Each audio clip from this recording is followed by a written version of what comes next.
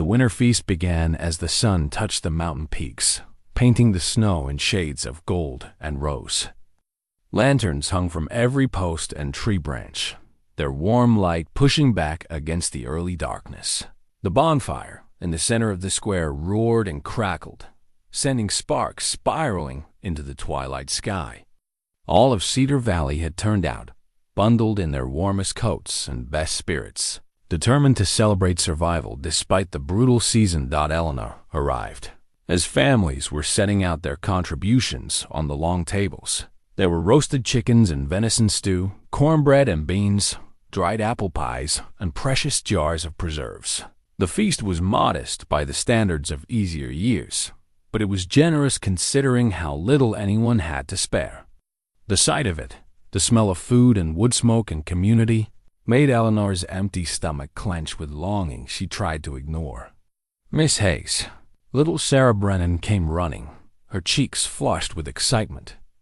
The girl wore a coat that was too large for her, probably her older brother's, but her smile was bright enough to warm the coldest night. "Look, we brought potatoes. Mama said they're for everyone." Eleanor knelt down, steadying herself against a wave of dizziness. "That's wonderful, Sarah. Your mama is very generous. She says you're generous too. She says you give us more than lessons." The child's eyes were solemn for a moment, too knowing for her 7 years. Then she grinned and ran off to join the other children circling the bonfire. Mrs. Garrett appeared at Eleanor's elbow, pressing a tin cup of hot cider into her hands. "Drink this. You look pale as moonlight." "I'm fine," Eleanor said automatically, but she drank the cider anyway. The warmth of it spread through her chest, a temporary relief that made her realize just how cold she'd been. "It's a lovely night." "It is." Mrs. Garrett studied her with worried eyes. "But you need to eat something substantial. No arguments. I saw you give your bread to Thomas Whitaker's mother this afternoon. She has 5 children and a husband laid up with injury. She needed it more. And what good are you to anyone if you collapse?" The older woman's voice was sharp with concern. "You can't pour from an empty cup, Eleanor. You must know that." Eleanor nodded, though she wasn't sure she believed it. There would be time to rest later, to take care of herself when the children were fed and warm and safe. Tonight was for celebration, for reminding everyone that they were a community, that they would endure. The feast began in earnest as full darkness fell. Families gathered around the fire, passing plates and sharing stories. The Murphy twins sat together under a single blanket, their faces alight with joy as they ate their first full meal in days. Thomas Whitaker's mother cried quietly while her children devoured the food Eleanor's bread had helped provide. Everywhere Eleanor looked, she saw the results of the town's collective sacrifice, and it filled her heart even as her body grew weaker. She moved through the crowd, accepting small portions when pressed, but giving most of it away when no one was watching. A bit of stew to the blacksmith's elderly father, half her cornbread to a young mother nursing an infant, the last piece of her chicken to a miner's boy who was still growing and always hungry. Each gift felt necessary, vital, more important than her own gnawing need. At the edge of the firelight, beyond the reach of lanterns and laughter, a man stood watching. He was tall and broad-shouldered, dressed in buckskin and wool, his face shadowed by a wide-brimmed hat. No one noticed him there in the darkness. He had a gift for being unseen, cultivated over 5 years of deliberate isolation. But his eyes never left the slender figure in the blue dress, the woman who moved through the crowd like a gentle spirit, giving and giving until there could be nothing left to give. Caleb Stone had been watching Eleanor Hayes for 8 months. Not in any way that would frighten her, not following or intruding, just making sure she was safe. He'd started after seeing her walk home alone one evening last spring, her arms full of books and her face tilted up toward the first stars. Something about her had struck him then, had pierced through the numbness he'd wrapped around himself like armor. He'd learned her routines without meaning to. Knew she arrived at the schoolhouse before dawn and often stayed past dark. Knew she walked home alone regardless of weather or hour. Knew she gave away her lunch more often than she ate it. That she mended the children's clothes during recess. That she sang sometimes when she thought no one could hear. Watching her had become a kind of meditation, a reminder that goodness still existed in the world. She'd given him something to care about again, even if she didn't know he existed. Even if he had no right to feel protective of someone who'd never spoken a word to him. Tonight, though, concern had drawn him down from his mountain cabin. The winter was worse than any he'd seen, and he knew the town was struggling. He'd arranged for extra supplies to be sent through his usual channels, anonymous donations that the town council attributed to Eastern charity. But supplies only mattered if people were strong enough to survive until spring. Eleanor was not strong enough. He could see it from across the square, in the way she moved carefully, as if the ground might shift beneath her feet, in the way she gripped the edge of the table when she thought no one was looking. He watched her give away another portion of food, watched her smile at the grateful recipient, and felt anger and admiration war in his chest. She was going to collapse. He knew it with sudden, terrible certainty. And when she did, he would have to make a choice. Stay hidden and let someone else help her, preserving the isolation that had been his refuge. Or step forward and reveal himself, risking everything he'd built to keep one stubborn, selfless woman alive. The choice was made before he even realized. He was moving. Eleanor felt it coming like a wave building in the distance. The dizziness returned, stronger this time, accompanied by a numbness in her fingers and a strange lightness in her head. The bonfire seemed too bright suddenly, the voices too loud. She needed to sit down. She needed air. She needed to get away from all these people before she caused a scene. She turned to leave, intending to walk just a little way into the darkness to catch her breath. But her legs weren't working quite right. The ground felt unstable, tilting like the deck of a ship. She took 3 steps beyond the ring of lantern light and felt the world start to spin. In her hand, she still clutched the child's mittens. Little Emma Foster had complained of cold hands, and Eleanor had been about to give the girl her own mittens, the ones her mother had knitted years ago. The last thing she owned that connected her to that gentler time. The snow rushed up to meet her. She felt herself falling, felt the cold air on her face and the resignation that came with knowing she'd pushed too far. Then, impossibly, there were arms around her. Strong arms that caught her before she hit the ground, that lifted her as if she weighed nothing at all. Through the haze of near consciousness, Eleanor saw a face she didn't recognize. Hard angles and weathered skin, dark eyes full of concern, a mouth set in a grim line. He was saying something, but the words didn't make sense. The world was fading, sound and light receding like a tide going out. She felt movement, steady and sure. Felt herself pressed against a broad chest, heard a heartbeat strong and regular beneath her ear. Someone was shouting behind them, Mrs. Garrett's voice, alarmed and distant. But the man carrying her didn't stop, didn't hesitate. He walked straight into the darkness beyond the feast, into the swirling snow that had begun to fall. The blizzard came on fast, as winter storms did in the mountains. One moment the sky was clear enough to see stars. The next, the wind picked up and snow fell in thick curtains that erased the world. Caleb knew these storms, had weathered hundreds of them in his 5 years alone. He adjusted his grip on the unconscious woman in his arms and turned his face toward the mountain. The path was treacherous in good weather, nearly impossible in a blizzard, but he'd walked it so many times he could navigate by memory and instinct. His cabin was 2 miles up, 2 miles of steep climbing and narrow trails with drops on either side that would kill a man if he misstepped. He'd done harder things. He'd survived worse, but he'd never had cargo this precious, never carried something he couldn't bear to lose. Eleanor stirred once during the climb, murmuring something he couldn't make out. He held her closer, shielding her face from the wind, and kept climbing. His muscles burned. His breath came hard. But he didn't stop, didn't slow. Her life depended on reaching shelter, and failure was not something he would allow. The cabin appeared through the storm like a miracle, solid and dark against the white chaos. Caleb kicked the door open and carried Eleanor inside, laying her gently on the bed he'd built with his own hands. The fire in the hearth had burned down to embers, but he rebuilt it quickly, coaxing flames from kindling until light and heat filled the single room. Then he turned to the woman who'd haunted his thoughts for months, the woman he'd saved without counting the cost. Her face was too pale, her breathing too shallow. He'd kept her alive so far. Now he had to make sure she stayed that way.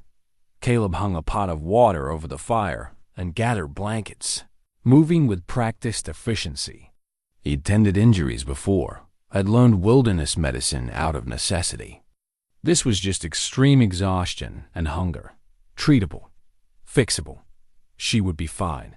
She had to be fine. As the storm raged outside and the fire crackled warm, Caleb Stone settled into the chair beside the bed and began the long night of keeping watch. He warmed broth and coaxed it between her lips, a spoonful at a time. He piled furs and blankets over her until color began to return to her cheeks. He checked her breathing, her pulse, the warmth of her hands, and somewhere in the deep hours of the night, as snow piled against the windows and the wind howled like a living thing, he allowed himself to hope that maybe, just maybe, saving her life would give him permission to become part of it. Dawn was still hours away when Eleanor finally stirred, her eyelids fluttering. Caleb leaned forward, his heart suddenly loud in his ears. "You're safe," he said quietly, the first words he'd spoken aloud in days. "You're going to be all right." Her eyes opened, confused and frightened. Then they focused on his face, and something in her expression shifted. Not fear, something softer. Something that made him think that maybe, after 5 years of darkness, he'd finally found a reason to step back into the light. The third morning dawned clear and bright, sunlight streaming through the cabin window with an intensity that made Eleanor squint. The storm had passed during the night, leaving behind a world transformed by fresh snow. Everything outside looked clean and new, as if nature had decided to start over. Caleb was already awake, tending the fire when Eleanor stirred. He glanced over his shoulder and smiled. "Good morning. You slept well." "I did." She sat up carefully, pleased to find that the dizziness had finally receded. Her body still felt weak, but it was the weakness of recovery rather than collapse. "The storm's over." "It is." Something in his tone suggested he wasn't entirely pleased about that. "Give it a day for the paths to settle, and I'll be able to get you home safely." Eleanor should have been relieved. She had responsibilities waiting students to teach, lessons to prepare, a life to return to. But instead she felt an unexpected reluctance, as if leaving this cabin would mean leaving something precious behind. "Caleb," she said carefully, "may I ask you something personal?" He straightened from the fire, giving her his full attention. "Of course. Why did you really come down to the feast that night? You said you were concerned about the winter, but there's more to it than that. Isn't there?" He was quiet for a moment, his weathered face thoughtful. Then he crossed to the chair by the bed and sat down with a sigh. "You want the full truth?" "I do." "All right." He leaned forward, his hands clasped between his knees. "I've been watching you for 8 months, longer than I admitted before. It started one evening last spring when I came down for supplies and saw you leaving the schoolhouse. You were carrying a stack of books that must have weighed half as much as you do, and you were singing some hymn I remembered from childhood. You looked so." He paused, searching for the word. "Content, like despite everything hard about frontier life, you'd found something worth celebrating." Eleanor listened without interrupting, her heart beating faster with each word. "I started coming down more often after that. Not to follow you, exactly. Just to see that you were all right, that you made it home safe, that you were still there, still giving those children hope. His voice dropped lower. It became important to me. You became important to me, even though you didn't know I existed. I saw you once, Eleanor said softly. Last autumn. I was walking home after dark, and I had the strangest feeling that someone was nearby. I looked up toward the tree line and saw a shadow move. I thought I'd imagined it. That was me. He met her eyes. Making sure you got home safe. Why didn't you ever speak to me? Introduce yourself properly? Caleb looked away, pain flickering across his features. Because I'm a man who's been broken. A man who buried his wife and daughter and didn't handle it well. I live alone in the mountains because I can't bear to be around people who remember what I lost. What right did I have to step into your life? What could I possibly offer you except the weight of my grief? You could have offered friendship, company, the knowledge that someone cared. Eleanor's throat tightened with emotion. I've been so lonely, Caleb. Even surrounded by people, even with work I love, I've been achingly lonely. If I'd known there was someone who saw me, who cared whether I made it home safely, that would have meant everything. He looked at her then, and she saw the depth of regret in his eyes. I'm sorry. I thought staying away was kinder. Thought you didn't need the burden of knowing about me. Tell me about them, Eleanor said gently. Your wife and daughter. What were their names? Caleb drew a long breath, and for a moment she thought he might refuse. Then he reached into his shirt pocket and pulled out a small, faded photograph. He held it carefully, as if it might crumble to dust in his hands. Margaret, he said quietly. Her name was Margaret. She was 26 when we married, the daughter of the town doctor. Smart as a whip, kind to everyone, and she loved teaching. That's why, he paused, his voice thick. That's why watching you with the children meant so much. Margaret used to talk about opening a school someday. She never got the chance. Eleanor took the photograph when he offered it. The image was faded but still clear enough to see a pretty woman with dark hair and a gentle smile, her hand resting on her swollen belly. She looks kind, Eleanor said. She was. The kindest person I ever knew. Caleb stared at the photograph. The baby came early. There were complications. The Dr. Margaret's own father, he tried everything. But sometimes trying isn't enough. We lost them both in one terrible night. Margaret first, then the baby an hour later. A daughter. We'd already picked out a name. Sarah. Eleanor's eyes filled with tears. I'm so sorry. That's a grief too heavy for anyone to carry. I didn't carry it well. His voice was rough. I stayed in town for 6 months after, trying to pretend I could go on like normal. But everywhere I looked, I saw reminders. Our house, the church where we married, the cemetery where they're buried side by side. People meant well with their sympathy, but it felt like drowning.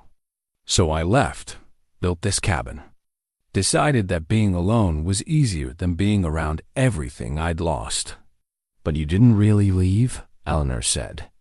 You just moved to the edges. You still make toys for the children. You still watch over people. You funded the school. She stopped as understanding dawned. It was you, the anonymous benefactor. The coal and supplies and my salary. That was you. Caleb nodded slowly. Margaret wanted a school. I couldn't give her that while she was alive, but I could make sure Cedar Valley had one after she was gone. That children would have what she dreamed of giving them. Eleanor set the photograph carefully on the table beside the bed. Then she did something that surprised them both. She reached out and took Caleb's hand, holding it firmly in both of hers. You've been carrying this alone for 5 years. That's too long. It's too heavy a burden for one person. I don't know any other way to carry it. Then maybe it's time to learn. She squeezed his hand gently. You saved my life, Caleb. You carried me through a blizzard, and kept me alive when I'd given up on taking care of myself. You did that because you believed I mattered. Because watching me gave you hope. Yes, then let me return the favor. Let me show you that you matter too. That you don't have to live on the edges anymore. That grief doesn't have to mean permanent exile. Caleb looked at their joined hands, his expression vulnerable in a way that made her chest ache. I don't know if I remember how to be around people, how to be part of a community. You knew how to take care of me. You knew how to be gentle and patient and kind. That's enough to start with. Eleanor smiled through her tears. And I'll be there to help. If you want me to be, I want that more than I can say. His voice was barely above a whisper. But Eleanor, Miss Hayes, I need you to understand something. These feelings I have for you, they're not just gratitude or loneliness. They're real. They've been growing for months. If I come back down to town, if I let myself be part of your life, it won't be as just a friend or acquaintance. It'll be because He stopped, seemingly unable to finish. Because you care for me, Eleanor finished for him, the way I'm beginning to care for you. His eyes searched hers. You mean that? Asterisk, I do. I don't fully understand it yet. 3 days ago, I didn't know you existed. But now I can't imagine going back to how things were. Going back to being alone, even when surrounded by people. She held his gaze steadily. You see me, Caleb, really see me. And I see you too. Not the hermit everyone whispers about. Not the broken man you think you are. I see someone brave and kind who's been wounded but hasn't let that wound make him cruel. Caleb turned his hand so he was holding hers properly now, his calloused palm warm against her skin. What do we do with this? We barely know each other. We get to know each other better. Properly this time, out in the open instead of from the shadows. Eleanor felt a smile tugging at her lips, despite the seriousness of the moment. You could come down to the schoolhouse. Meet the children officially. Stop leaving toys anonymously and actually see their faces when you give them something beautiful. That sounds terrifying. It probably will be. But I'll be right there with you. We'll figure it out together. They sat like that for a long moment, hands clasped, the future suddenly full of possibilities neither of them had dared imagine. Outside, the world was buried in snow. But inside the cabin, something new was beginning to grow. Something fragile and precious that would need care and patience to flourish. But they had time, and for the first time in 5 years, Caleb Stone had a reason to believe that time might bring something good. The 4th day in the cabin brought a shift in the atmosphere between them. The confessions of the previous day had stripped away pretense, leaving them both vulnerable, but also strangely lighter. They moved around each other with an ease that felt both new and ancient, as if they'd known each other for years. Rather than days. Eleanor was strong enough now to move around the cabin without assistance. She insisted on helping with breakfast, standing beside Caleb at the small cook stove as they prepared porridge and coffee. Their shoulders brushed as they worked in the confined space, and neither moved away. You're a good cook, Eleanor observed as Caleb added cinnamon to the porridge with practiced ease. I've had 5 years to practice. Not much else to do in winter except cook and carve. He glanced at her with a slight smile. Though I'll admit my repertoire is limited. Porridge, stew, beans, cornbread if I'm feeling ambitious. That's 3 more things than I can cook well. Mrs. Garrett usually feeds me, and I've relied on that more than I should. Eleanor stirred the pot, watching steam rise into the cool air. I should learn. It's impractical to depend on someone else for such a basic need. I could teach you, if you want. The offer came quietly, weighted with unspoken meaning. Teaching her to cook implied time together, a future that extended beyond this unexpected interlude. I'd like that. They ate by the fire, Eleanor in the comfortable chair and Caleb on a stool he'd pulled close. The morning light made everything soft-edged and warm. Eleanor found herself watching the way he ate methodically, without haste, as if he'd learned to savor meals because they marked the passage of solitary days. "I brought something with me," Eleanor said suddenly, remembering. "My mother's Bible. It was in my dress pocket when you rescued me." "Is it here?" Caleb nodded and retrieved it from the shelf, where he'd carefully placed it to dry. The small leather-bound volume was worn from years of handling, the pages soft as cloth. Eleanor took it with reverence, running her fingers over the familiar cover. "My mother read from this every evening," she said. "After my father died, it was her comfort. Then it became mine after she was gone." She opened it to a random page, finding a pressed flower marking Psalm 23. "I don't know what I believe anymore about faith in God's plan. But reading these words, it connects me to her, to who I was before I lost everything. May I hear something?" Caleb asked. "If you don't mind reading aloud." Eleanor found the passage her mother had loved best, from the book of Ruth. Her voice was soft but steady as she read, "Entreat me not to leave thee, or to return from following after thee. For whither thou goest, I will go, and where thou lodgest, I will lodge. Thy people shall be my people, and thy God, my God."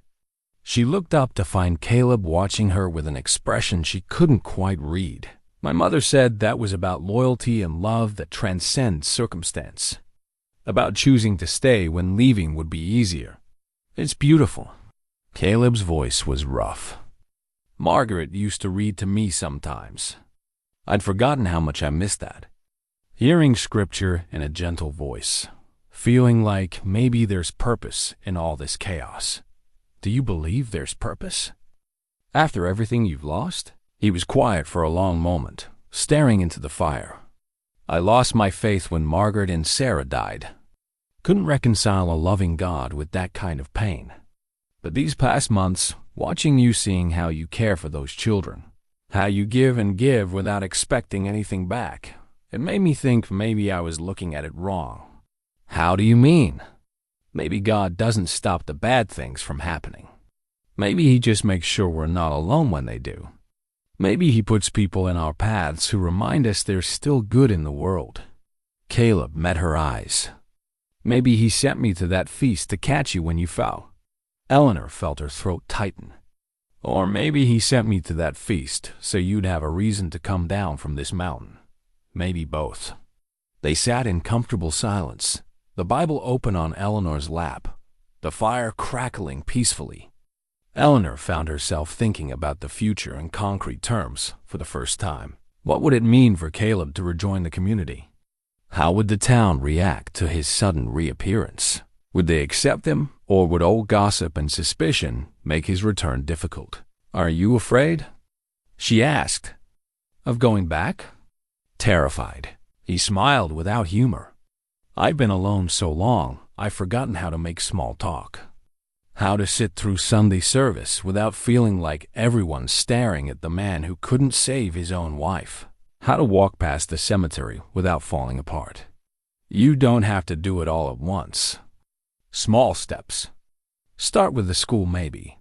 The children won't judge you. They'll just be happy to meet the man who makes them beautiful toys.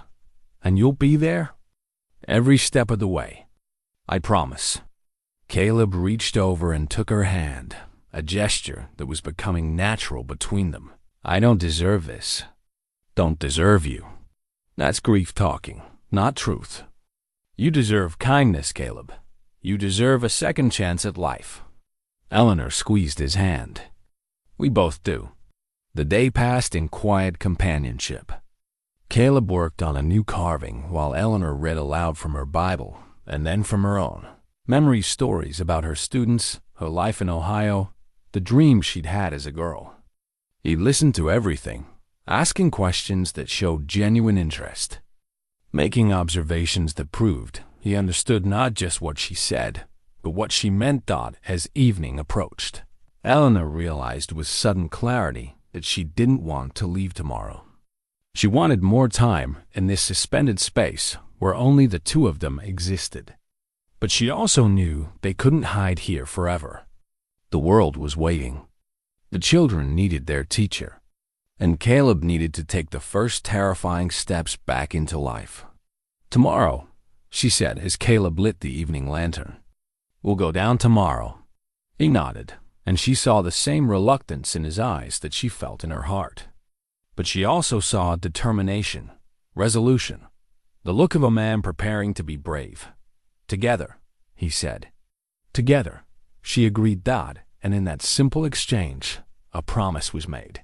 Whatever came next, however difficult or uncertain, they would face it as partners. Two wounded people who'd found each other in a blizzard and discovered that healing didn't have to be a solitary journey. The last night in the cabin was peaceful. They sat by the fire long after dark, not talking much, just being present with each other. Eleanor dozed in the chair while Caleb kept watch, the way he had that first night. But this time, she wasn't unconscious and fighting for life. This time, she was simply resting in the presence of someone who cared for her, who would keep her safe through the darkness until morning came. The fifth morning arrived with startling clarity, a sky so blue it hurt to look at, an air so crisp it seemed to crystallize in the lungs. Eleanor woke to find Caleb already packing supplies for their journey down the mountain. He moved with quiet efficiency, wrapping food in cloth, checking the straps on his pack, laying out her boots to make sure they were completely dry. She rose and helped him prepare, both of them moving carefully around the weight of what they were about to do. Leaving the cabin meant returning to reality, to a world that would have opinions about what had happened between them. It meant facing questions and judgment, and the complicated work of integrating Caleb back into a community that had written him off years ago. "I'll go slow," Caleb said as they finished breakfast. "The path is stable but still snow-covered. We should reach town by mid-afternoon." Eleanor nodded, pulling on her shawl and checking that her mother's Bible was safely in her pocket. As she did, her hand brushed against something else, a folded paper she didn't remember having. She pulled it out, puzzled. "What's this?" Caleb glanced over and froze. His expression shifted from calm to something closer to panic. You shouldn't." He crossed the room quickly. "Please, just put it back." But Eleanor had already begun to unfold it, curiosity overriding caution. It was an official document, dense with legal language and formal stamps. Her eyes scanned the text, trying to make sense of the words. Land deed, property rights, Cedar Valley School District. Her heart began to pound as understanding dawned. "Caleb." Her voice came out steady despite the shock coursing through her. "This is a land deed for the property where the school sits. Eleanor, I can explain, and this name here. Caleb James Stone. That's you." She looked up at him, her mind racing. "You own the school property. You own." She kept reading, her eyes growing wider. "You own most of the land around Cedar Valley. This says your father's estate included mineral rights and timber claims, and my father was a wealthy man." Caleb's voice was tight. "When he died, everything came to me. I never wanted it, never asked for it, but it's mine regardless." Eleanor's hands trembled as she held the document. "The anonymous benefactor. The one who pays my salary and supplies the coal and sends books twice a year. That's you? It's been you all along." "Yes." She sank into the chair, her legs suddenly unsteady. "The town council thinks it's some Eastern charity. They talk about how fortunate we are to have a distant patron who cares about education. But it's not distant at all. It's you, living 2 miles away, watching over everything." Caleb knelt in front of her, his face earnest and worried. "I didn't mean to deceive you. I didn't mean to deceive anyone. Just after Margaret died, I needed to do something meaningful with all that money. It felt wrong to have so much when others had so little. And Margaret loved teaching, loved children. Funding a school seemed like the right way to honor her memory. Why didn't she tell me?" Eleanor's voice cracked. "When we were sitting here sharing our grief, sharing our stories, Why didn't you mention that you've been the one ensuring I had food and warmth and supplies to teach with? Because I didn't want you to feel obligated to me. Didn't want you to think my feelings came with strings attached. He reached for her hands, but she pulled them away. Eleanor, please understand. The money doesn't matter. What matters is that those children get educated. That you have what you need to teach them. Whether I'm involved or not, that work needs to continue. Eleanor stood abruptly, pacing the small cabin. Her mind felt like a storm of conflicting emotions. Gratitude warred with feeling manipulated. Understanding battled with hurt. She'd thought she knew him, thought she understood the situation. But this changed everything. How much? She asked quietly. What? How much of what I thought was my life, my independent life, was actually you pulling strings? She turned to face him. The school building, my salary. The coal that keeps the children warm. The books I teach from? All of it was you? The town council approves your salary. I just make sure the funds are available. Caleb stood slowly, his expression pained. Eleanor, you've earned every penny. The work you do, the lives you touch, you deserve far more than what you're paid. That's not the point. She pressed her hands to her temples, trying to organize her thoughts. The point is that I've been living a fiction, thinking I was making my own way, building something through my own efforts. But really, I was a charity case for a wealthy man who felt sorry for me. No, Caleb's voice was sharp, almost angry. That's not what this was. I don't feel sorry for you. I admire you. I watch you do more with limited resources than most people could do with unlimited funds. You're not a charity case. You're the reason I kept living when I wanted to give up. Eleanor felt tears sting her eyes. Then why hide it? Why not just be honest from the start? Because I didn't know how to be part of the world anymore. Because stepping out of the shadows meant risking rejection and pain, and all the things I'd been running from. He took a step toward her. Because I was a coward who couldn't face the possibility that you might look at me and see just a broken man with money, instead of someone worth knowing. The raw honesty in his voice broke through her anger. Eleanor sank back into the chair, exhausted by the emotional whiplash of the morning. I don't know what to think right now. Then don't think. Just listen. Caleb knelt in front of her again, his dark eyes pleading. I should have told you about the money. You're right. You deserve to know. But everything else I've said, everything I've shared about my feelings, about watching you, about wanting to be part of your life, all of that was true. The money is just money. It's you that matters. Eleanor looked at him, really looked at him. She saw the fear in his eyes, the desperate hope that she wouldn't turn away. She saw the man who'd carried her through a blizzard, who'd kept her alive through the night, who'd shared his deepest grief because she'd asked. Money didn't change any of that. Money didn't make his feelings less real or her feelings less genuine, but it did complicate things. It shifted the balance between them in ways she'd need time to understand. I need to think, she said finally. This is a lot to process. I understand. Caleb stood, giving her space. Take all the time you need. But Eleanor, please know that I never meant to hurt you. Everything I did was to help the school, to honor Margaret's memory, and yes, to make sure you had what you needed to do your work. Not because I thought you were helpless, but because I could help, and it seemed wrong not to. Eleanor nodded slowly. She believed him. That was the hardest part. She still believed him. Still trusted that his motivations had been good, even if his methods had been flawed. But trust and understanding didn't erase the shock or the feeling of having the ground shift beneath her feet. She stood and gathered her things, moving with mechanical precision. Caleb watched her with obvious worry, but didn't try to stop her or press for reassurance. They prepared to leave in heavy silence, the easy companionship of the previous days, replaced by careful distance. The journey down the mountain was difficult in more than just a physical sense. The path was treacherous with snow, requiring concentration and care. but the emotional distance between them was equally challenging to navigate. They walked single file, Caleb leading the way and occasionally glancing back to make sure Eleanor was managing the descent safely. She was grateful for his care even in her confusion. That was the thing about Caleb. His protectiveness felt genuine, rooted in who he was rather than any sense of obligation or ownership.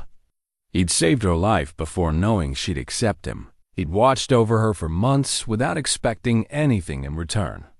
The money was just another expression of that same impulse to care for people, to make sure they had what they needed to thrive. But it was still a shock, still a revelation that changed the shape of everything she'd thought she understood. They stopped halfway down to rest and share water from Caleb's canteen. The valley spread out below them, Cedar Valley looking small and peaceful in the winter sunlight. From this distance, Eleanor could see the schoolhouse, a dark speck against the white landscape. Her home, her purpose, the life she built from nothing. Except it hadn't been nothing. It had been built on a foundation she didn't know existed, funded by a man she'd never met but who'd watched over her from the shadows. The realization was dizzying. "I'm not angry," she said suddenly, breaking the silence. "I want you to know that. I'm just overwhelmed, trying to understand what this means." Caleb looked at her with relief so profound it made her chest ache. "That's more than I deserve. More than I had any right to hope for. You should have told me sooner, before we shared what we shared. Before I started having feelings that now feel complicated by all this. I know, I was going to tell you. That night at the feast, I was planning to finally introduce myself properly, to start building a real connection instead of watching from afar. But then you collapsed, and everything happened so fast, and..." He stopped, shaking his head. "There's no excuse. I should have been honest immediately." Eleanor studied his profile, the strong line of his jaw, the way the sunlight caught in his dark hair. She thought about the past 4 days, the conversations they'd shared, the way he'd cared for her. Money couldn't fake that kind of tenderness. Wealth couldn't purchase the look in his eyes when he told her about Margaret and Sarah. "When we get to town," she said slowly, "there will be questions. Mrs. Garrett will want to know everything. The town council will need reassurances that nothing improper happened. People will talk, I know. And at some point, the truth about the funding will come out. You can't hide your identity forever if you're planning to rejoin the community." "I know that too." Caleb met her eyes. "I'm ready for it. Or at least I'm ready to try. With you beside me, if you're still willing." Eleanor took a deep breath of the cold, clean mountain air. "I'm still willing. But Caleb, we need to be honest with each other from now on. No more secrets. No more watching from the shadows. If we're going to build something real, it has to be based on truth." "No more secrets," he agreed. "I promise you that." They resumed their descent, and with each step, Eleanor felt the shock beginning to settle into something more manageable. Understanding, perhaps, or at least acceptance that life was rarely as simple as it appeared, that the man who'd saved her life had been weaving through it, in invisible ways for longer than she'd known Dot by the time they reached the outskirts of town. The sun was beginning its descent toward the peaks. Cedar Valley looked exactly as Eleanor had left it 5 days ago, but she felt fundamentally changed. She'd gone up that mountain as a woman alone, exhausted and half-starved. She was returning as someone who'd been seen, cared for, and valued. The money complicated things, but it didn't change the essential truth. Caleb Stone had caught her when she fell, and she was choosing to believe that everything else, all the secrets and revelations could be, navigated together. Dot as they walked toward Mrs. Garrett's boarding house. Eleanor reached out and took Caleb's hand. He looked at her in surprise, hope flickering in his dark eyes. "Together," she said simply. He squeezed her hand gently. Together. Whatever came next, they would face it side by side. Mrs. Garrett nearly fainted when she opened the door, and saw Eleanor standing on the porch with the mountain man beside her. The older woman's hand flew to her chest, her eyes wide with shock and relief, and 100 questions all trying to escape at once. "Eleanor Hayes, you scared 10 years off my life." She pulled Eleanor into a fierce embrace, then stepped back to examine her from head to toe. "Are you hurt? Are you well?" The whole town's been beside themselves with worry. We searched everywhere after the storm hit, thinking you'd... She stopped abruptly, seeming to notice Caleb for the first time. "And you're Caleb Stone. I remember you, though it's been years." "You saved her." "I did what anyone would have done, ma'am." Caleb removed his hat, holding it respectfully. "I'm sorry for the worry I caused. The storm made it impossible to bring her down safely until today." Mrs. Garrett studied him with sharp eyes that missed nothing. Whatever she saw there must have satisfied her, because she nodded briskly and ushered them both inside. Come in. You both look frozen. I'll put coffee on and get Eleanor fed properly. Lord knows that girl needs a good meal." The boarding house parlor was warm and familiar, unchanged from when Eleanor had left 5 days ago. But everything felt different now, viewed through the lens of her experience in the mountain cabin. This place had been her home, but it had never felt as safe as those 4 walls with Caleb keeping watch. Mrs. Garrett bustled around, preparing food and firing questions at Eleanor while casting curious glances at Caleb. He sat in the corner chair, quiet but present, letting Eleanor navigate the explanations in her own way. She told a version of the truth that left out the depth of feeling that had developed between them, focusing instead on the rescue, the storm, and the practical necessity of waiting for safe travel conditions. And he was a perfect gentleman? Mrs. Garrett asked pointedly, looking between them. "He saved my life and asked nothing in return," Eleanor said firmly. "I owe him everything." Mrs. Garrett's expression suggested she suspected there was more to the story, but she didn't press. "Well then, Mr. Stone, you have my gratitude. This town would be much poorer without our schoolteacher." Word of Eleanor's return spread quickly through Cedar Valley. By evening, a steady stream of visitors had come to the boarding house, concerned parents wanting to see that she was well, town council members asking careful questions about the propriety of the situation, children who'd missed her and brought small gifts of welcome. Through it all, Caleb remained present but unobtrusive, letting Eleanor take the lead, but making it clear he wasn't hiding anymore. The reactions to his reappearance varied. Some of the older residents remembered him from before his tragedy and greeted him with cautious warmth. Others eyed him with suspicion, uncertain about the hermit who'd suddenly emerged from isolation. A few whispered behind their hands, starting rumors that Eleanor could feel but chose to ignore. Sarah Brennan came with her mother, the little girl throwing herself at Eleanor with relieved tears.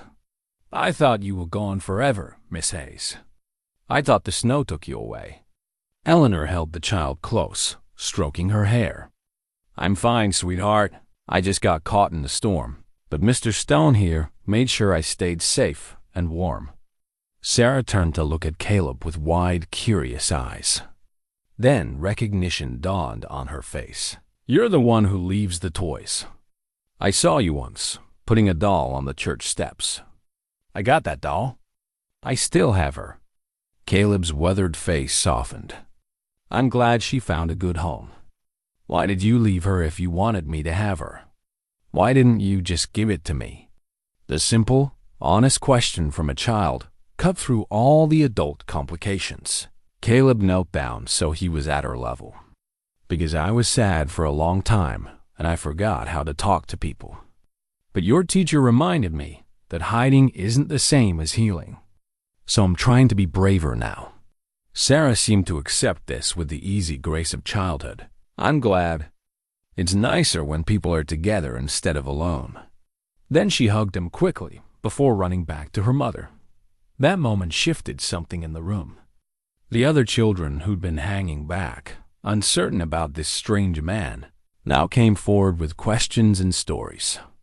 They'd all received his anonymous gifts at some point: a carved bird, a spinning top, a small wooden wagon. Knowing the maker had a face, a name, made them eager to connect. Eleanor watched Caleb interact with them, saw the stiffness gradually leave his shoulders as he answered their questions and accepted their thanks. This was what he needed, she realized. Not grand gestures or dramatic returns, but simple human connection. The acknowledgement that he existed, that he mattered, that his gifts had brought joy. As the evening wore on and the visitors finally departed, Mrs. Garrett insisted Caleb stay for supper. He accepted with visible gratitude, and the three of them sat together at the small dining table. The meal was simple but abundant, the opposite of the sparse rations Eleanor had been living on for months. "I have a question," Mrs. Garrett said as they finished eating, "and I hope you'll forgive an old woman's bluntness. What happens now? You've returned to town, Mr. Stone, but to what purpose? Are you planning to stay, or will you retreat to your mountain again?" Caleb glanced at Eleanor before answering. "I'm planning to stay, if the town will have me. I've been alone long enough.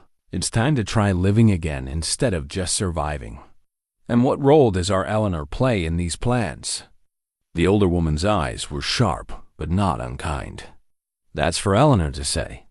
Caleb met her gaze steadily. "I have feelings for her. I won't pretend otherwise. But I'm not presuming anything. She needs time to adjust to all this. Time to decide what she wants." Mrs. Garrett nodded slowly, then turned to Eleanor. "And you, child? What do you want?"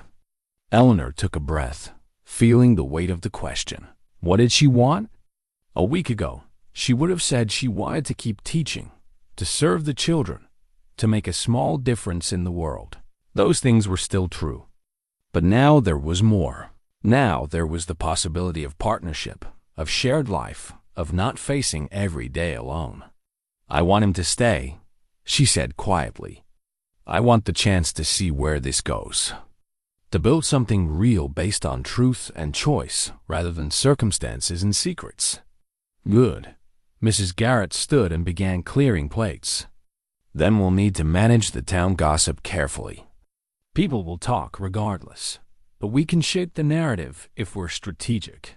Mr. Stone, you'll need to make yourself useful. Volunteer at the school. Help with community projects. Show folks you're not the ghost they've made you out to be." "I can do that." Caleb looked almost relieved to have concrete actions to take. "I'm good with my hands. I can repair things, build things, whatever's needed. And Eleanor, you'll need to be careful about appearances. No spending time alone with him unchaperoned. At least not until—" She paused meaningfully. "Well, until the situation is more formalized." Eleanor felt heat rise in her cheeks, understanding the implication. Marriage. Mrs. Garrett was already thinking ahead to marriage. It was too soon for that, too fast. But the older woman was right about one thing: frontier communities had strict social codes. And being caught alone with a man could ruin Eleanor's reputation and her position as teacher. "We'll be careful," Eleanor promised. Later, after Caleb had returned to make arrangements at the town's modest hotel, Eleanor sat with Mrs. Garrett by the fire. The older woman was knitting, her needles clicking rhythmically in the quiet room. "You care for him," Mrs. Garrett said without looking up from her work. "I do. There was no point in denying it. Is that foolish? We've known each other such a short time. Time isn't always the measure of connection. I knew my Henry for 3 days before I knew I'd marry him. We had 42 good years together before the fever took him." She paused in her knitting. "What matters is character. And from what I've seen, Caleb Stone has good character. He's been wounded, yes, but wounds don't make a man bad. Sometimes they make him better, more careful with other people's pain. He's been funding the school. Did you know that? He's the anonymous benefactor everyone talks about." Mrs. Garrett's needle stilled. "Is he now? Well, that explains a few things. The regularity of the donations, The fact that they kept coming, even in hard years. She resumed knitting. Does that bother you? It did it at first. It felt like a betrayal, like he'd been manipulating my life without my knowledge. Eleanor stared into the fire. But I'm coming to understand that he was just trying to help. To do something meaningful with money he never wanted in the first place. And now? Now, I think we need to be honest with the town. About who he is, about the funding, about everything. No more shadows or secrets. Eleanor looked at her friend. That's going to cause problems, isn't it? Some people won't like knowing the hermit has been supporting them. Some people won't like anything that challenges their assumptions, Mrs. Garrett agreed. But most folks will be grateful. Times are hard. Having a benefactor who's actually part of the community, that's better than some faceless Eastern charity. Over the next week, Eleanor and Caleb worked to establish a new normal. He took a room at the hotel, but spent his days helping around town. He repaired the schoolhouse steps that had been sagging. He brought wood for families who were running low. He showed up at the general store with furs to trade, engaging in conversation instead of conducting his business in silence and leaving. The children adored him. He came to the schoolhouse each afternoon and taught them woodcraft, how to whittle safely, how to identify trees by their bark, how to move quietly through the forest. Eleanor watched him with her students and saw the man Margaret must have known. The father he would have been if tragedy hadn't intervened. But the town council remained skeptical. They called a meeting to discuss the situation, and Eleanor knew it was time for full disclosure. She and Caleb prepared carefully for that conversation, knowing that what they revealed could change everything. The night before the meeting, Caleb came to the boarding house with a small package wrapped in cloth. Mrs. Garrett discreetly left them alone in the parlor, keeping the door open for propriety's sake, but giving them privacy. I have something for you, Caleb said, holding out the package. Eleanor unwrapped it carefully and caught her breath. Inside was a silver locket on a delicate chain, beautifully crafted with intricate scrollwork. She opened it and found a tiny portrait inside, a painting of herself with her students, captured in exquisite miniature detail. How did you? I commissioned it months ago. From an artist in Helena who works from descriptions. Caleb's voice was soft. I wanted you to have it, to see yourself as I see, as someone who brings light into dark places, who makes the world better just by being in it. Eleanor's eyes filled with tears. The portrait showed her surrounded by children, her face lit with joy and purpose. It was how she felt in her best moments, when teaching felt less like work and more like calling. It's beautiful, she whispered. I was going to leave it anonymously, like the toys. But then you collapsed, and I carried you up the mountain, and everything changed. He reached out tentatively and took her hand. I don't want to be anonymous anymore, Eleanor. I want to be part of your life. Openly, honestly, for as long as you'll have me. Eleanor looked at the locket, then at Caleb's face, weathered and earnest, full of hope and fear in equal measure. Tomorrow they would face the town council. There would be questions and judgment and complications. But tonight, in this quiet moment, everything felt simple and true. Help me put it on? She asked. He fastened the chain around her neck with gentle hands, his fingers warm against her skin. The locket settled at her throat, a tangible reminder that she was seen, valued, loved. Tomorrow might be difficult, Eleanor said. People might not understand. Some might even try to force us apart. Let them try. Caleb's voice was steady. I spent 5 years hiding from life. I'm not hiding anymore. Whatever happens, we'll face it together. Eleanor touched the locket, feeling its weight against her heart. Together, she agreed. And in that moment, she knew with absolute certainty that whatever the town council decided, whatever obstacles lay ahead, she'd made the right choice. Not just in accepting Caleb's feelings, but in opening her own heart to the possibility of love after loss, of building something new from the ruins of old grief. The future was uncertain. But for the first time in years, that uncertainty felt like promise rather than threat. The weeks following the council meeting brought changes to Cedar Valley that rippled through the community like spring water through thawing ground. Caleb became a fixture in town. No longer the mysterious mountain hermit, but a man with a name, and a face and a willingness to help wherever help was needed. He arrived at the schoolhouse every morning to stoke the fire before Eleanor and the students arrived. He repaired the wobbly benches that had been making children uncomfortable for years. He built proper bookshelves to hold the growing library of texts he'd been quietly purchasing and sending. The children grew accustomed to his presence, greeting him with enthusiasm and showing him their work with pride. Eleanor watched him transform from a man who'd forgotten how to be around people into someone the community relied upon. He attended church services, sitting in the back pew but present nonetheless. He joined the men's work crews that kept the town functioning through winter's end. He donated lumber from his timber holdings for necessary repairs around town. Slowly, steadily, Cedar Valley remembered that Caleb Stone wasn't just the man who'd lost everything.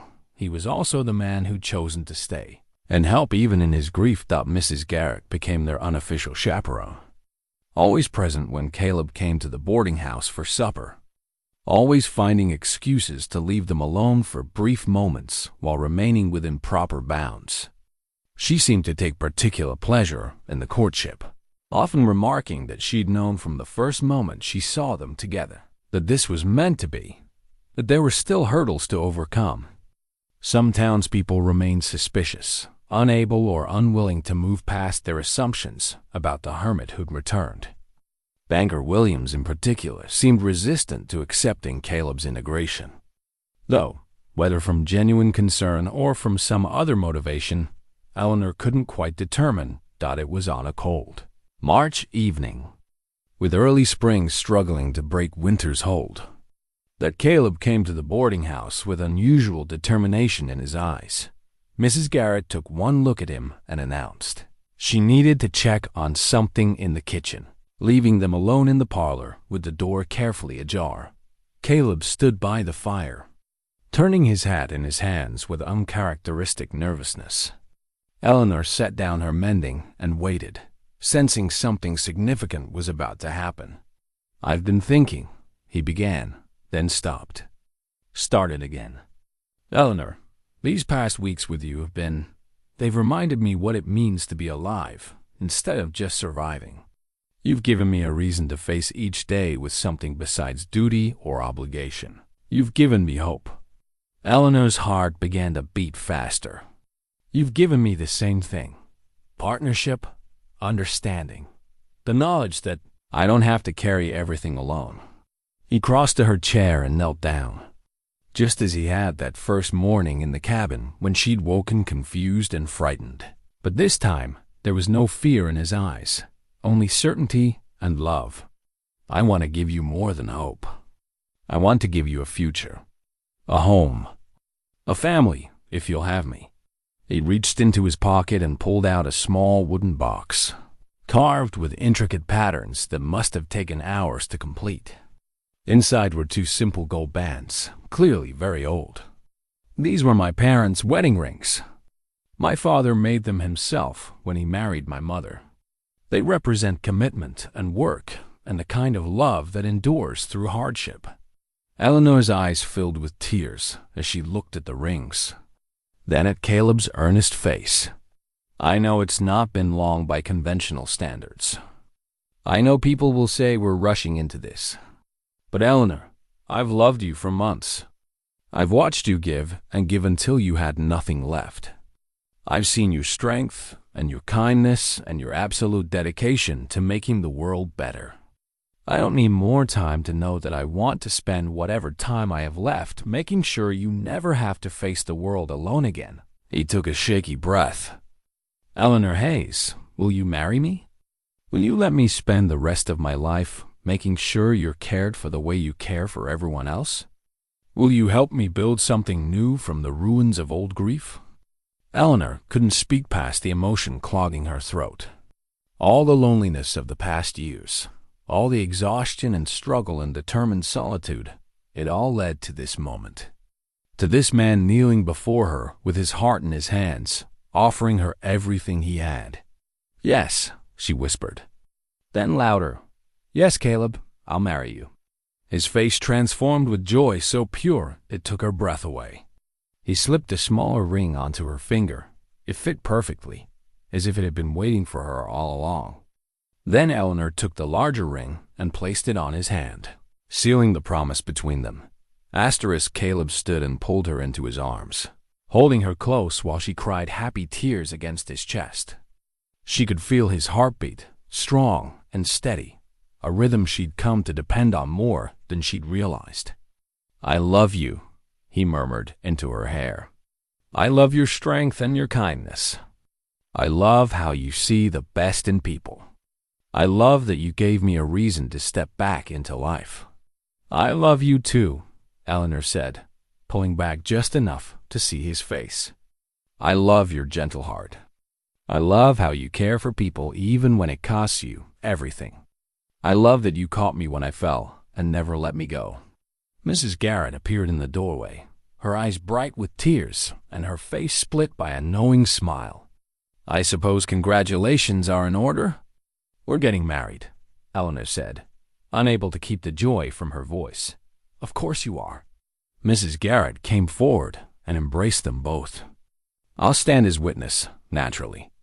And we'll need to plan a proper ceremony. Nothing fancy. I know neither of you would want that, but something meaningful. Something that honors what you've both overcome to find each other." Over the next hour, they made plans. A simple wedding in the church, with the children from the school in attendance. Dr. Morrison would perform the ceremony. He'd known both Caleb's parents and Margaret, and his presence would provide a link between past and future. Mrs. Garrett would prepare a small reception at the boarding house. The whole town would be invited, giving them a chance to celebrate openly rather than hiding their love. When? Mrs. Garrett asked practically. Spring would be lovely, once the weather fully turns. Caleb looked at Eleanor, leaving the decision to her. She thought about waiting, about taking time to plan something elaborate. But then she remembered what Caleb had said about not needing more time, about knowing what he wanted and being ready to commit to it. 2 weeks, she said. "I don't want to wait. I've spent enough of my life waiting for someday. I want to start building our future now." 2 weeks it is, Caleb agreed, his voice warm with approval as the evening wore on and plans took shape.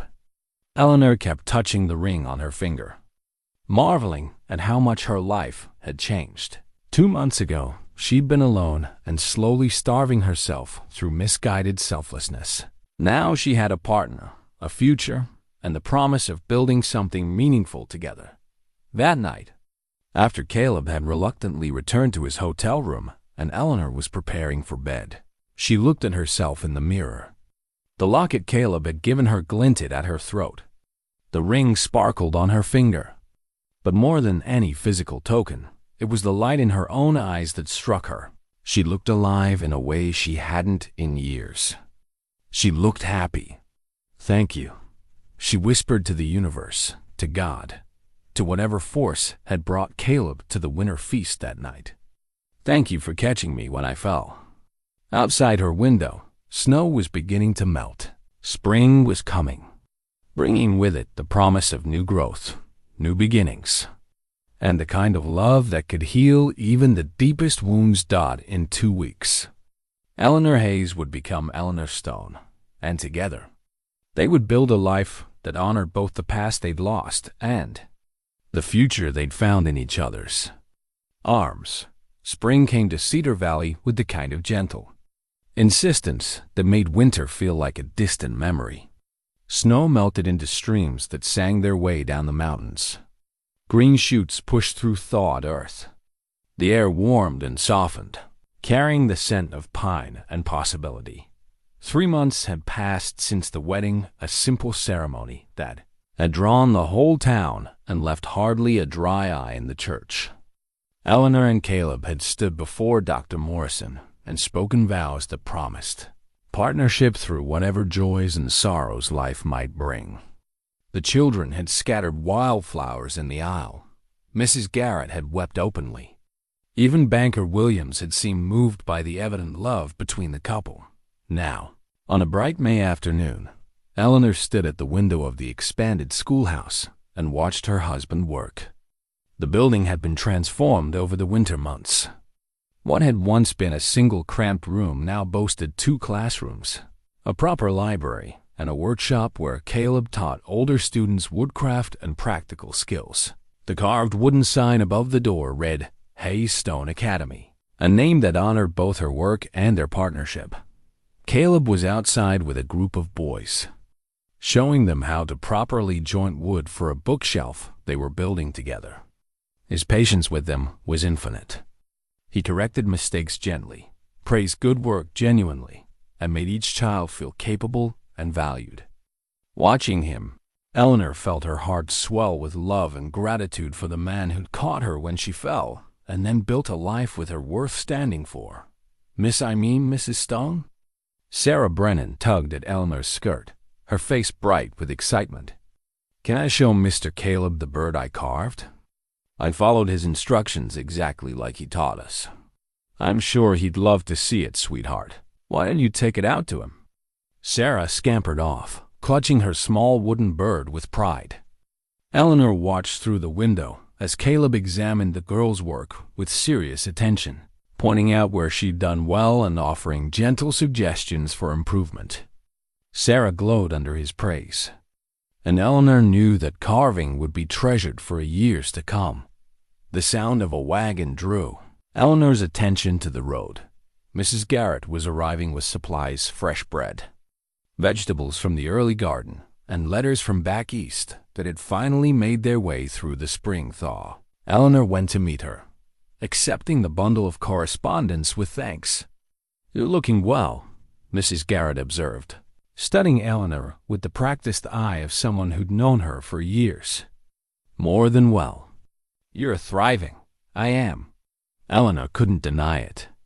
The constant exhaustion that had plagued her for years had lifted. She ate regular meals now, prepared by Caleb or Mrs. Garrett, or sometimes her own improving hand. She slept through the nights in the comfortable home Caleb had built for them. Not the mountain cabin, but a new house on the edge of town with space for the family they hoped to build. She woke each morning to warmth and partnership, and the knowledge that she wasn't facing the day alone. Caleb's thriving too, Mrs. Garrett continued. I remember him from before the tragedy. He was a good man then, but there was something unformed about him. Now he's grown into himself, found his purpose. We found it together, Eleanor said softly. I couldn't have done this without him. The school, the children, all of it. It makes me better. Makes me remember to take care of myself so I can take care of others. That's what love should do. Should make you better, stronger, more yourself. Mrs. Garrett patted Eleanor's hand. I'm glad you both found each other. Glad that terrible winter night led to something so beautiful. Eleanor thought about that night often. The cold, the dizziness, the sensation of falling.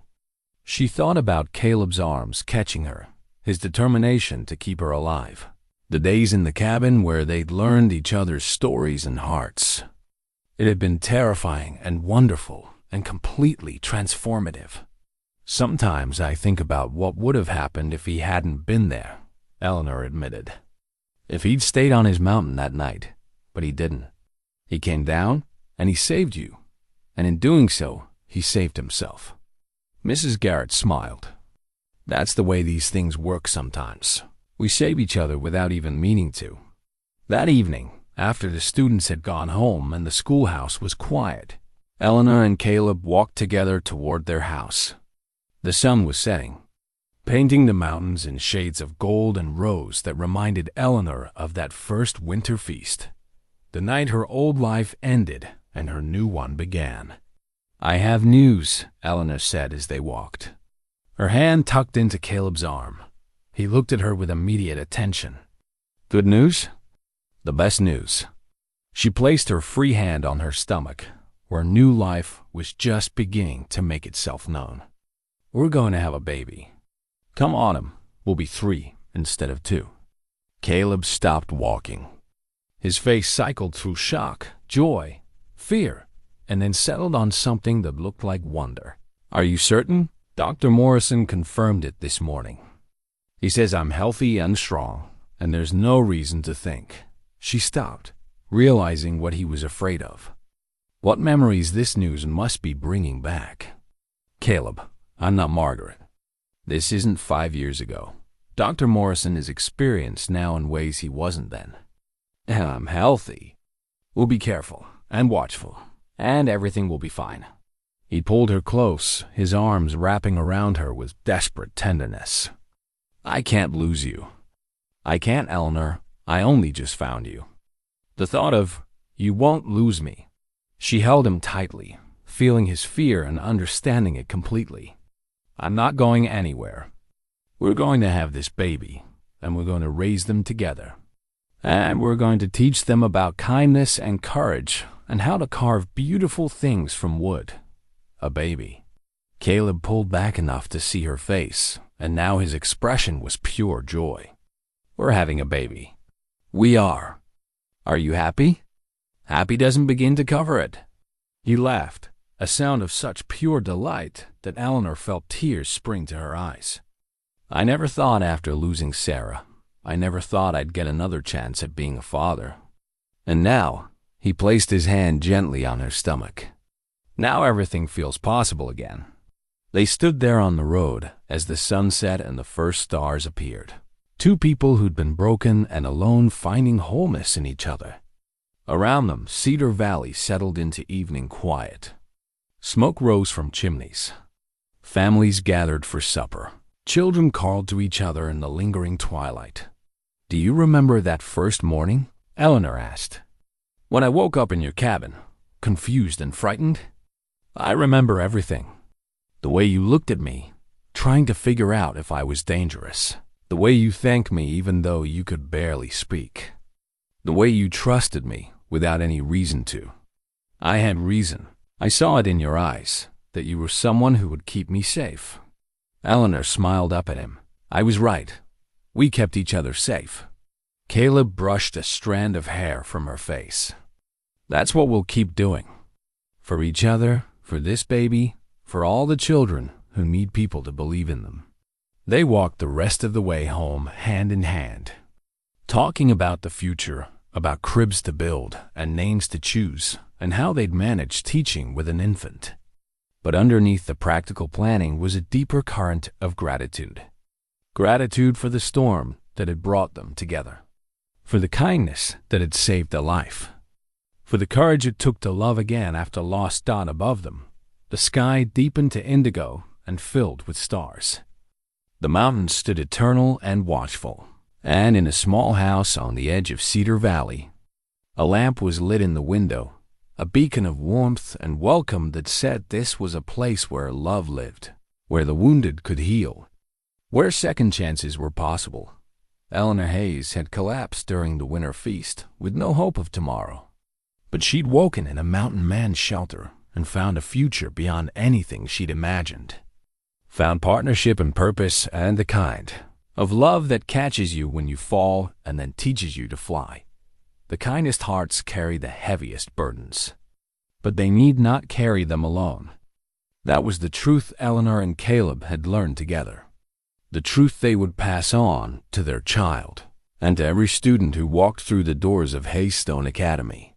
Some burdens are too heavy to bear alone, but together, anything is possible, Dot. And in the end, that made all the difference.